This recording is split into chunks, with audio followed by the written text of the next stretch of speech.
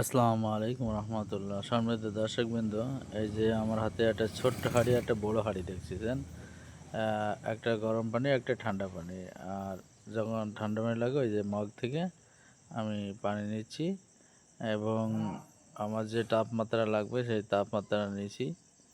যেহেতু রমজানের সময়, মহান আল্লাহ রাব্বুল আলামিন আমাদের সবাইকে রোজা রাখার তৌফিক দান করুক এবং সৎ পথে থাকার তৌফিক দান করুক এবং সৎ রোজগার করার তৌফিক দান করুক। আল্লাহ রাব্বুল আলামিনের কাছে শুকরিয়া আদায় যে মহান আল্লাহ রাব্বুল আলামিন আপনাকে আমাকে সৃষ্টি করছে তার ইবাদত বন্দেগী করার জন্য।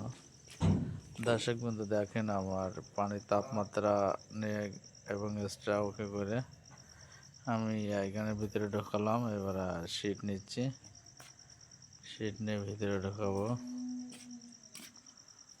এই যে ভিতরে ঢোকাচ্ছি। এরপর আমি হাতে কভার পরাবো, গ্লাভস। দর্শক বন্ধু দেখেন, আমরা গ্লাভস পরানো শেষ। দর্শক, এবার তেল নেবো, এখন চলে যাচ্ছে আস্তে আস্তে, দেখতে থাকেন। আমরা খামার দিকে রওনা দিচ্ছি। দর্শক বন্ধু, আমার গাড়ি ওখানে এবং ওখান থেকে হাতে লিকুইড করার জন্য তেল নিচ্ছি। এবার চলে যাচ্ছি গোয়ালঘরে। গোয়ালঘরে যেয়ে দেখতে পাচ্ছেন প্রান্তিক খামার। সেই খামারের ভিতরে এখন এটাও কিন্তু আমার হাতের দেশি গরু থেকে কৃত্রিম প্রজনন করে কোরাস গাভী, তারপরে ফ্রিজান গাভী এর প্রথম একটা বাচ্চা দিয়েছে। যেহেতু বাড়িতে আর কোনো লোক না থাকায় সরাসরি গাভী গৃহিণীকে নিয়ে আসা হচ্ছে ধরার জন্য। কিছু করার নাই। আলহামদুলিল্লাহ, আমি সার্ভিসটা ভালোভাবে কাপড়গুলো পরিষ্কার করে নিচ্ছি।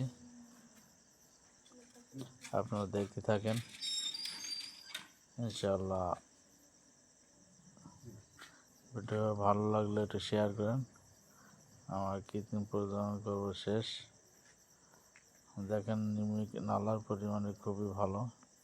ইনশাআল্লাহ আশা করা যায় কনসেপ্ট ভালো হবে ইনশাআল্লাহ। অভিজ্ঞতার দিক দিয়ে বলা যায়। সকলকে ধন্যবাদ।